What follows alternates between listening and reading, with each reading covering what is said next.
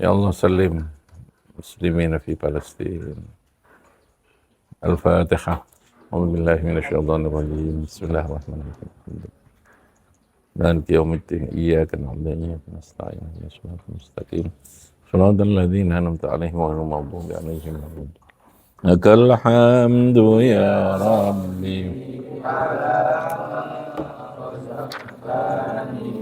Minal ilmi wal irfani syukra bila adad wa salli wa sallim summa barik ala nabi wa alihi wa ashabihi wa kulli man ittaba.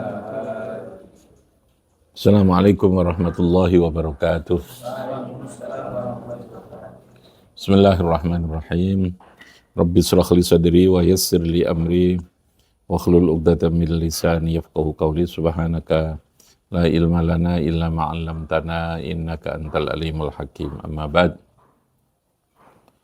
Ya, kita teruskan ngaji kitab Tafsir Munir. Tafsir Munir surat Kahfi. Ayat yang sampai ayat ke-24. Surat Kahfi dari ayat 9 sampai ayat ke-26. Ya. Oke, yang kita bahas ini.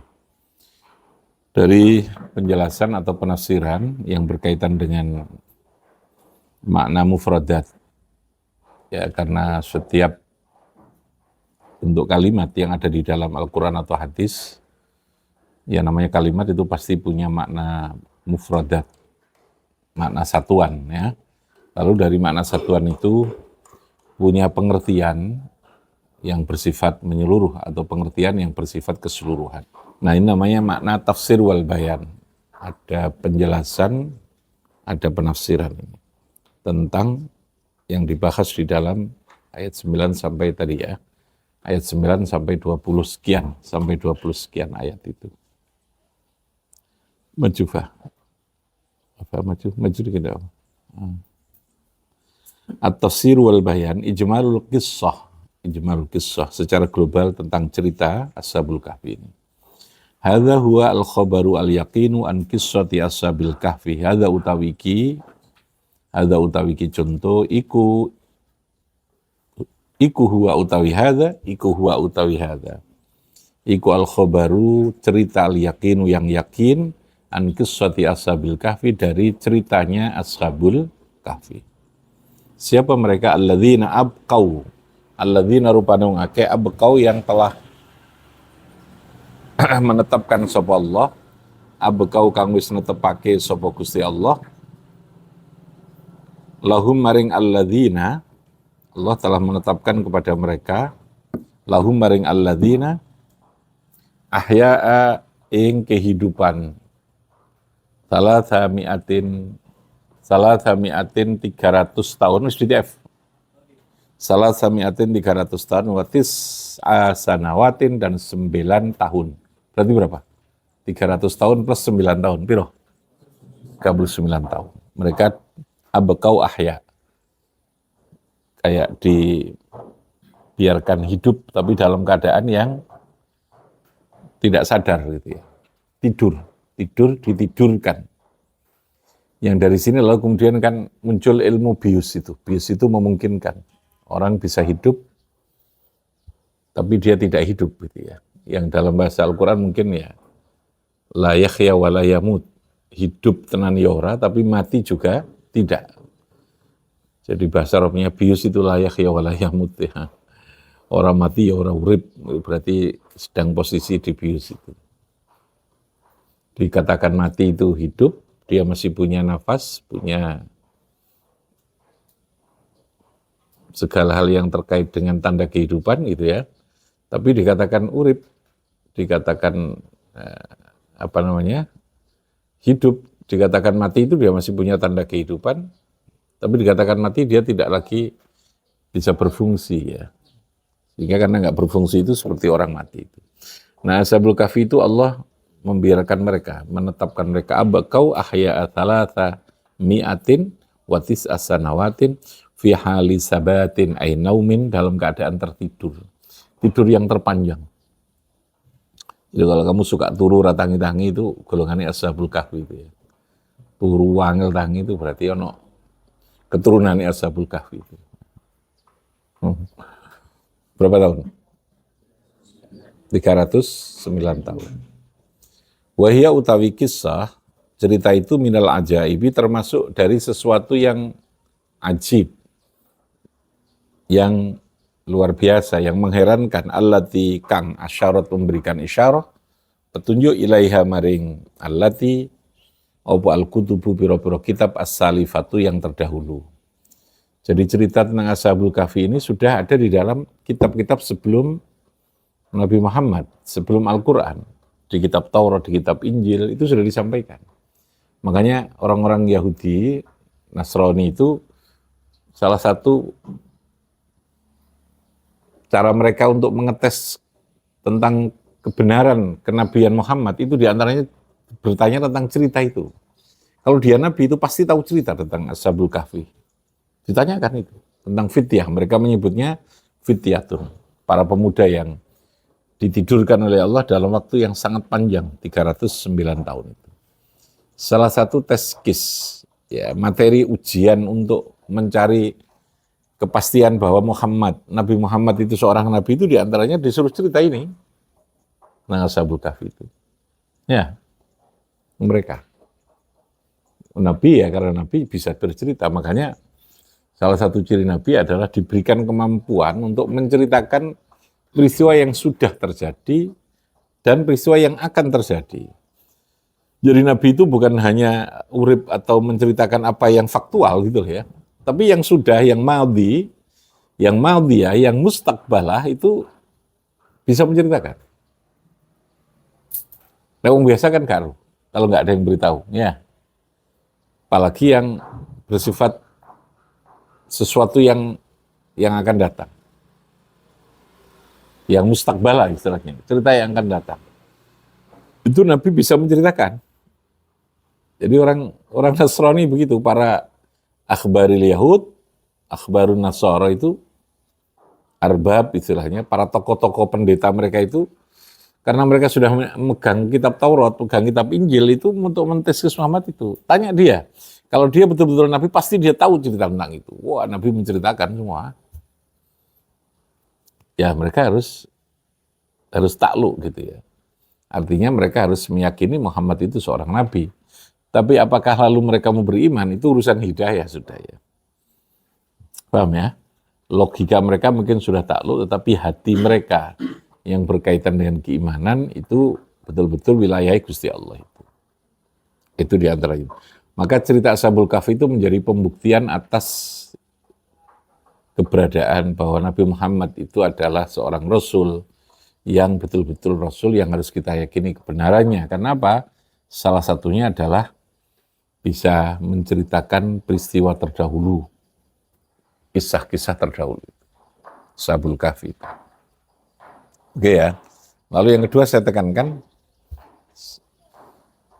kalau Al-Quran itu berisi tentang cerita, khobar ya, namanya cerita itu khobar. Cerita tentang atau kisah atau khobar, informasi tentang sesuatu yang terdahulu, cerita tentang masa yang lalu atau yang akan datang, ayat yang berkaitan itu tidak mungkin dinasah gitu ya, tidak mungkin diganti. Nasah mansuh itu hanya mungkin terjadi. Nasah mansuh itu hanya mungkin terjadi pada ayat yang berkaitan dengan hukum. Kalau cerita tentang umat terdahulu, tentang kisah-kisah peristiwa umat terdahulu, dan cerita tentang sesuatu yang akan datang, yang sudah diceritakan dalam Quran, tidak mungkin terjadi nasah. Paham ya? Berarti kan terjadi kesalahan info. Berarti kesalahan info kalau ada nasah itu tidak mungkin. Yang mungkin terjadi nasah atau perubahan penggantian ayat, itu dalam hal apa? Hukum. Dalam hal apa? Hukum. Contoh, menghadap Baitul Maqdis saat sholat. Itu hukum. Paham ya? Istiqbalu al-qiblah Baitul Maqdis saat sholat, awalnya itu di Baitul Maqdis selama 16 atau 17 bulan. Setelah itu dinasah. turunlah ayat fawalli wajhaka syatral masjidil haram. Di tengah sholat itu, Nabi dapat perintah untuk memindahkan kiblatnya ke Ka'bah, ke Baitul Haram kiblatnya. Itu namanya nasakh mansuh. Itu terjadi pada persoalan hukum. Tidak mungkin cerita tentang Bani Israel, cerita tentang Ashabul Kahfi, lalu kemudian dinasih, itu tidak mungkin. Ya. Karena kalau itu terjadi nasih berarti kan hoax itu. Ada kesalahan info, kan tidak mungkin. Gitu. Saya ulangi, nasakh mansuh itu hanya terjadi pada apa? Pada persoalan apa? Hukum. Karena hukum itu memang kondisional prinsipnya. Dimungkinkan terjadinya perubahan. Cara ibadahnya umat sebelum Muhammad berbeda dengan ibadah kita, itu sudah dinasakh. Berbeda umat sudah. Kondisinya sudah lain. Paham ya? Jadi kalau dalam bidang keimanan, paham ya? Dalam bidang keimanan, dalam hal yang bersifat akhbar, al-madhiyah maupun mustaqbalah, cerita terdahulu maupun yang akan datang, ini tidak mungkin terjadi nasakh. Ya, dalam keimanan, tidak mungkin. Karena iman itu pasti khobar, pasti cerita itu ya. Tapi kalau hukum, mungkin terjadi. Nah itu yang terkait dengan nasakh mansuh. Nah seperti cerita begini ini, sudah disampaikan kutub salifah. Kutub itu kitab-kitab terdahulu. Taurat, Injil, Zabur, diceritakan. Di suhuf Ibrahim, Musa. Karena semua nabi itu diberi wahyu. Ada yang terbukukan dalam bentuk kitab, ada yang tidak terbukukan dalam bentuk kitab. Pasti itu dapat wahyu itu. Rasul pasti dapat wahyu. Bedanya manusia biasa dengan Rasul atau Nabi itu. Cuman beda lagi kalau Nabi itu tidak ada perintah untuk menyampaikan, kalau Rasul itu ada perintah tabligh untuk menyampaikan. Oke ya. Am khasibta anna sabal kahfi, itu ceritanya kemudian. Warraqimi. Ta'jabu al-qaum min qissati ashabil kahfi. Mereka pada heran. Wasa'alu anna ar-rasula ala sabilil imtihan tadi ini. Wasa'alu lan padha takon sapa kaum ar-rasula ing Kanjeng Rasul sallallahu alaihi wasallam ala sabilil imtihan ing atase dalan menguji imtihan itu. Tadi ya. Untuk menguji Nabi itu apa betul-betul Nabi itu dites dengan pakai itu tesnya. Sabil imtihan itu kaum untuk melihat ini. Jadi mukjizat itu salah satu yang diberikan pada Nabi atau Rasul, itu mukjizat. Fungsi mukjizat itu tasdikon li da'war risalah. Fungsi mukjizat itu untuk pembenaran, pembuktian terhadap dakwah risalah. Karena Nabi itu harus melakukan dakwah risalah. Ini Rasulur Rabbik, itu harus ya. Rasul itu harus menyampaikan tentang status dia, karena orang lain tidak tahu kalau dia tidak ngaku, gitu ya. Makanya saya katakan, dalam hal tertentu kita juga harus mendeklar diri kita. Rasul itu harus mendeklarasikan dirinya itu Rasul. Tidak boleh dia lalu kemudian aku Rasul. Dianggapnya kok pamer gitu ya. Dianggapnya nanti riya, tidak boleh. Itu Rasul Kuper jenenge ya. Rasul Kuper itu. Rasul itu ya harus tampil. Namanya juga Rasul, akan memperbaiki orang. Maka dia harus mendeklarasikan dirinya yang disebut dakwah risalah. Apa namanya? Dakwah. Nah, yang memperkuat, yang memberikan bukti terhadap kebenaran dakwah risalah itu diantaranya mukjizat. Karena orang akan melakukan sesuatu berdasarkan yang dilihat itu berdasarkan fakta yang berulang-ulang yang dia lihat. Ketika tahu sesuatu yang berbeda, maka dia akan mengatakan, oh ini tidak mungkin. Kalau enggak teko Gusti Allah, teko Tuhan, kalau orang diberi kelebihan yang beda ini. Karena hidup kita ini kan sudah berdasarkan standar hukum alam ya. Tumbuh-tumbuhan, ya harus ditanam, harus ini, kok tiba-tiba di tanah, kok tiba-tiba ada tumbuhan di sini, itu berarti berbeda. Ini wong ki beda gitu. Berarti ini ada privilege, ada yang khusus. Ya. Kalau enggak orang yang dekat dengan Tuhan, enggak mungkin dia. Yang namanya kayak Nabi Ibrahim, ya Nabi Ibrahim berapa jam? Lalu kemudian tiba-tiba kok api itu tidak membakar, ya Nabi Ibrahim. Mestinya api itu membakar. Berarti ini orang khusus ini. Hukum alam yang berlaku, sunnatullah yang kita lihat berulang-ulang itu apa? Kalau api itu pasti apa? Wong diobong nok ngene geni kaya ngono pasti gosong wis. Wis gak rupa apa-apa gitu loh. Tapi Nabi Ibrahim masih utuh selamat, bahkan api itu menjadi dingin. Karena doanya itu gitu. Saking kedinginan, katanya begitu ceritanya. Sampai Nabi Ibrahim itu bermasalah bukan panasnya, kedinginannya. Lalu kemudian ada cicak itu yang lalu kemudian menghangatkan Nabi Ibrahim itu. Makanya cicak itu punya sejarah panjang yang mendampingi Nabi Ibrahim. Kisahnya begitu. Qul ya naru kuni bardan wassalaman.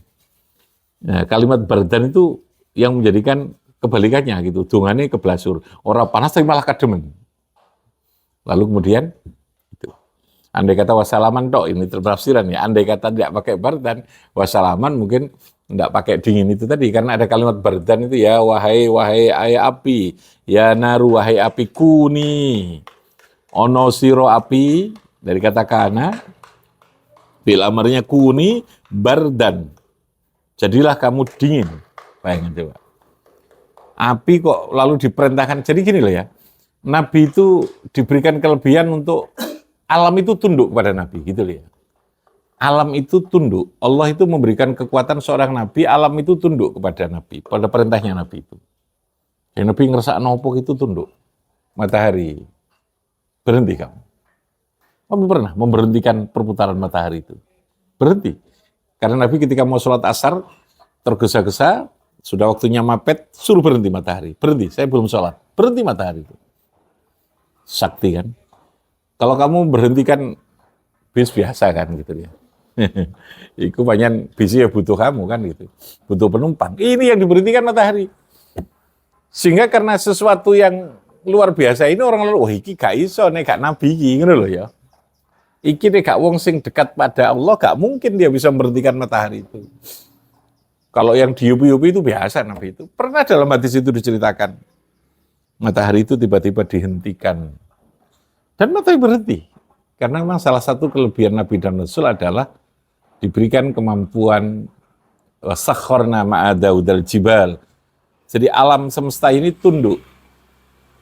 Dia bisa mengendalikan, bisa patuh itu. Jadi Allah, kalau kita kan enggak, nunggu Allah gitu. Itu sudah diberi otonomi untuk menundukkan alam itu. Air bisa keluar. Bayangkan coba, dari tangan memancarkan air itu. Gini Nabi ketika sulit hujan, sulit air, dari tangan. Itu contoh. Itu untuk tasdiqon lidakwar risalah. Apa namanya? Tasdiqon lidakwar risalah. Jadi fungsi mukjizat. Sesuatu yang luar biasa. Ukuran luar biasa itu yang keluar dari hukum alam kebiasaan. Gitu ya. Api itu hukum alamnya apa? Membakar apa dingin? Nah, itu hukum alam. Tapi ketika dia tidak membakar dingin, itu namanya keluar dari hukum alam. Orang menyebutnya ekstra empirik sudah. Di luar dari logika keilmuan, logika pikiran. Nah itu yang menjadi tasdik. Menjadi apa? Tasdik itu. Fakta, pembenaran.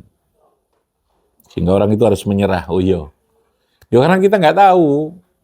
Kalau nggak ada pembenaran begitu, orang yang tidak beriman, ya dia tidak akan mungkin beriman kalau nggak ada pembuktian. Kalau di dunia kita ini Pak Camat atau enggak kan bukti ini ono emblemnya. Ya toh? Ono pangkat ini kalau jenderal gitu kan. Ya kalau Nabi kan tidak pakai itu. Masa Nabi yang cukup pakai gini? Kabeh kan iso gawe. Ya. Maka pembuktiannya adalah dengan mukjizat. Termasuk diantaranya kemampuan bercerita. Mengkisahkan sesuatu yang terjadi di luar masa beliau yang begitu lama. Gitu ya. Dakwah risalah. Jadi Ashabul Kahfi itu bukan persoalan kisah, tapi dia juga menjadi tasdiq li dakwah risalah. Bahwa Nabi itu memang betul-betul orang yang terpilih. Gitu.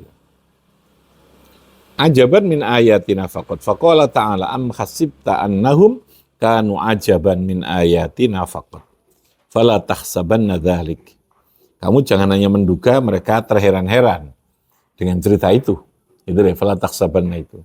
Tapi cerita itu mengandung filosofi, mengandung tentang cerita, mengandung tentang hikmah. Hikmah itu ya ceritanya, mungkin enggak orang itu dimatikan setengah mati, dibius mungkin. Ternyata Ashabul Kahfi sudah ada ceritanya, gitu ya. Itu namanya hikmah. Betul yang terjadi itu mukjizat ya. Kayak Nabi tiba-tiba bisa berpindah, bisa melakukan Isra Mi'raj dalam waktu yang cepat, di luar logika. Tapi hikmahnya ada, artinya orang bisa mengambil sinyal indikasi dari situ bahwa orang itu bisa terbang kok gitu loh ya. Cuman bedanya kalau kita menggunakan teknologi. Nabi itu tanpa teknologi, mukjizat. Dalam waktu yang cepat bisa kok. Nah, ya. Itu namanya hikmah. Yang namanya Isra Mi'rajnya itu di luar logika. Tetapi Isra Mi'raj tetap menjadi sebuah inspirasi secara sains. Paham ya? Mungkin enggak orang lalu kemudian terbang? Mungkin. Yang terbang itu mestinya hanya burung. Yang terbang itu mestinya hanya orang yang diberikan mukjizat kayak Nabi itu. Tetapi bisa. Itu menjadi inspirasi. Jadi kalau orang yang ilmiah tentu sesuatu mukjizat itu betul di luar logika karena memang dia tidak pakai sebab dan proses secara ilmiah. Tapi secara inspirasi keilmuan itu iso orang melakukan itu. Ya kayak inilah ya. Dimatikan berapa tahun? 309 tahun. Ditidurkan maksudnya. Itu kan menjadi inspirasi. Orang itu mungkin kok. Ya, lalu kemudian dibius tadi itu ya. Mati tidak ini. Falaisat qissatu ashabil kahfi wa ibqaya hayati muddatan tawilatan a'jabu min khalid dunya. Fa inna ayatina kullaha ajab. Ya, itu ya. Sesungguhnya kata Allah, bukan hanya ashabul kahfi sakjane kabeh iku ya sesuatu luar biasa. Kita menganggap enggak biasa itu kan karena tiap hari melihat. Saya ulangi ya. Sesuatu itu menjadi adiah, menjadi biasa itu karena apa? Karena kita berulang-ulang melihat. Coba kalau hanya sekali, dua kali melihat kan luar biasa. Nah, rutinitas itu yang menjadikan orang kehilangan kemampuan untuk mengagungkan, mengapresiasi gitu. Rutinitas itu adiah, adat, kebiasaan. Kebiasaan itu yang lalu menghilangkan kita untuk memuliakan, untuk memberikan apresiasi, untuk tepuk tangan, untuk memberikan itu. Karena tiap hari. Rutinitas. Makanya terkadang tidak bertemu itu juga penting dengan istri. Cukup waktu itu, karena untuk menciptakan, menghilangkan rutinitas. Kayak Mr. Syahid ini ya. 1 minggu sekali ketemu istri. Ini baru dari pulang ini. Mau peduk bojone kan beda gitu ya. Minggu nek peduk mendino kan kok wis peduk terus gitu kan beda. Ya. Kita enggak pernah mangan pecel, suwe gak mangan pecel. Ketemu nang ngene Mekah ketika haji ketemu pecel saweneng. Nek kene mendino ya biasa ya. Lawan pecel no kono. Ketemu tempe itu seneng karena jarang ketemu. Ngono kene belanger mendino ketemu tempe ya. Karena rutinitas. Rutinitas itu menghilangkan rasa penghormatan, rasa memuliakan, rasa mengapresiasi gitu. Sehingga sampai ada hukum fikih, orang yang berada, orang luar yang lalu kemudian kok bertempat tinggal di Mekah, yang dekat Ka'bah, itu hukumnya makruh. Stay di sana, tinggal di sana itu makruh. Kenapa? Karena akan menghilangkan rasa pengagungannya kepada Ka'bah. Bahkan berulang-ulang umroh itu saja makruh. Berulang-ulang ya. Kenapa? Karena akan menghilangkan tasyrif wa ta'zim. Paham ya? Ya karena kita sering ketemu akhirnya kan biasa. Tapi kalau coba Anda yang baru pertama kali melakukan umroh ketemu Ka'bah itu ya pasti menangis. Ini yang saya setiap kali sholat saya menghadap, tidak pernah saya tahu tiba-tiba di depan saya. Nih, kamu nangis deh kemarin. Nangis lah. Kenapa? Tasyrifan wa ta'zim. Kamu nangis itu. Yang sudah umroh kemarin. Ketemu tempe, saweneng di sana. Karo tempe, bakso, aduh dodol bakso seneng. Akhirnya mendino bakso cilok apa maneh sembarang ngono ya. Biasa gitu. Maka sekali lagi, kenapa kita mengatakan sesuatu itu biasa? Kenapa? Ayo. Karena sudah berulang-ulang kita melihat itu. Maka rutinitas itu terkadang harus kita buat jarak. Minimal pemahaman kita lah untuk terus memuliakan itu harus terus memuliakan. Makruh itu secara fikih itu. Karena akan menghilangkan tasyrif tadi itu. Tasyrifan wa takriman wa ta'ziman li syarafil Ka'bah. Karena itu tempat yang dimuliakan, yang diagungkan itu. Fala tahsabanna dzalik. Kamu jangan menganggap bahwa hanya Ashabul Kahfi itu yang menjadi keagungan Allah. Semut pun kalau kamu melakukan, karena kita hanya melihat semut itu tidak pernah kita kaji secara ilmiah, ya kita menganggap biasa. Coba lalu kemudian kaji secara ilmiah, itu luar biasa. Fa inna ayatina kulliha ajab. Falaysa qissatu ashabil kahfi falaysa qissatu ashabil kahfi wa ibqai hayatim muddatan tawilatan a'jabu min khalid dunya. Fa inna zinatal ardi saat temene pepaise bumi. Fa inna zinatal ardi saat temene pepaise bumi. Pais itu perhiasan bumi. Wajah ibahalan piro-piro keajibannya ardun iku a'dhamu, lebih besar, wa abda, lan lebih indah penciptaan itu min hadhil qissah. Kamu jangan lalu hanya melihat Ashabul Kahfi yang hebat, yang luar biasa. Semua apa yang saya ciptakan, kata Allah, itu adalah a'dham wa abda min hadhil qissah. Fa inna man qadara, fa inna man saat temani zat, orang qadara yang mampu sapa man ala tazil ardi ing atase menghias bumi, summa ja'alaha turaban, lalu menjadikan bumi yang sudah indah itu menjadi debu, berkeping-keping lagi. Wa ala khalqis samawati wal ardh, lan ing atase menciptakan langit dan bumi, iku qadirun. Zat itu pasti qadir, pasti mampu, ala kulli syai'in, ing atase setiap sesuatu. Apa diantaranya? Wa min qudratihi, lan iku setengah saking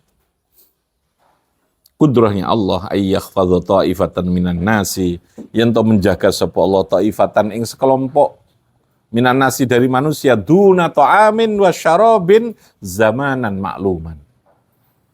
Duna syarabin, tanpa minum, duna ta'amin, tanpa makan, dia bisa hidup zamanan ma'luman, pada waktu, rentang waktu yang tertentu, yang dimaklumkan.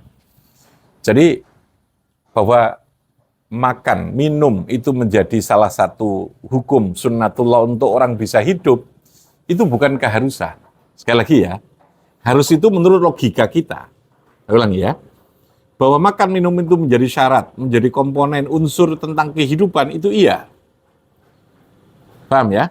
Kalau kita berkata bahwa kon mati nih gak mangan, itu logika saja. Sebatas hukum adiyah, sebatas hukum logis. Paham ya? Jangan sampai kepada akidah. Saya ulangi ya. Kalau Anda mengatakan makan dan minum, apakah orang itu bisa hidup harus hanya dengan makan dan minum? Jawabannya apa secara akidah? Iya apa tidak? Tidak. Bisa tidak orang hidup tanpa makan? Bisa. Itu akidah. Tapi kalau logika ilmiahnya, ya tidak bisa. Dia pasti mati. Boleh begitu? Boleh. Tapi bagus seorang mukmin ketika dia mengatakan dengan logika ilmiah, logika rasionalnya, dia tetap harus dengan keyakinan, iso kok wong itu hidup kalau Allah mengendaki tanpa makan itu. Contohnya Ashabul Kahfi ini. Berapa tahun? 309 tahun. Ora tek mangan, ora tek ngombe. Dia ditidurkan dan dia masih hidup. Kalau mau contoh yang paling konkret ya, malaikat. Malaikat itu tidak makan, tidak minum. Tapi kalimatnya malaikat hidup apa mati? Hidup. Jadi kehidupan itu tidak harus dengan makan. Paham ya? Keharusan itu harus secara apa? Logika apa akidah? Logika apa keimanan? Keharusan itu logika apa keimanan? Logika itu. Sehingga jangan dimustahilkan. Kalau Allah itu mengendaki itu. Hidup yang sukses itu hidup yang melihat sesuatu dengan serba kemungkinan. Jangan lihat sesuatu dengan serba kemustahilan. Wah, aku gak mungkin lah. Aku ya anak sopo, aku wong di wong deso. Masuk mungkin saya jadi orang yang sukses. Masuk mungkin saya jadi presiden. Kalau itu dianggap presiden sebagai sukses loh ya. Masuk mungkin saya akan menjadi orang yang miliarder. Itu namanya memustahilkan diri. Secara hidup itu tetap dalam serba ada ruang untuk iya dan tidak itu ya. Namanya potensi itu ya. Hari ini yang mustahil besok mungkin sudah berubah menjadi tidak mustahil. Kalau Anda bisa menemukan cara. Tapi sekali lagi itu, yang mustahil secara logika itu jangan sampai lalu menjadikan kita memustahilkan sesuatu itu secara akidah atau keimanan. Paham dong? Nah, orang yang tidak mau punya progres, yang tidak mau maju itu biasanya segala sesuatunya sudah terkunci dengan nggak mungkin saya, nggak mungkin itu kan mustahil ya. Tapi jadikan semua hidup itu mungkin sepanjang itu sesuatu yang bukan mustahil. Yang mustahil itu apa dalam hidup kan enggak tahu. Yang mustahil itu hanya Allah. Allah punya anak itu mustahil, ya. Allah punya pembantu itu mustahil. Allah butuh sesuatu itu mustahil pokoknya. Selebihnya itu jaiz semua kalau Allah menghendaki itu ya. Paham? Ya, contohlah kita.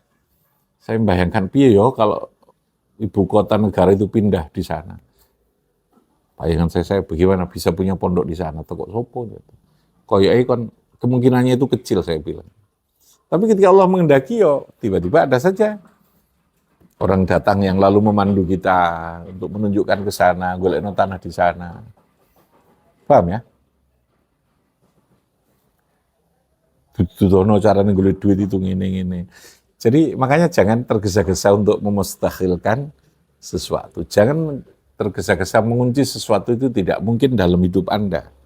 Paham ya? Sepanjang sesuatu itu jaizun, apa? Jaizun fi haqqihi ta'ala. Apa? Jaizun fi haqqihi ta'ala. Kalau itu masih jaiz ya masih mungkin. Oke? Maksudnya seperti itu. Rabbi fanfa'na bi barakatihim wahdinal khusna bi khurmatihim wa amitana fi tariqatihim. Allahumma salli ala Muhammad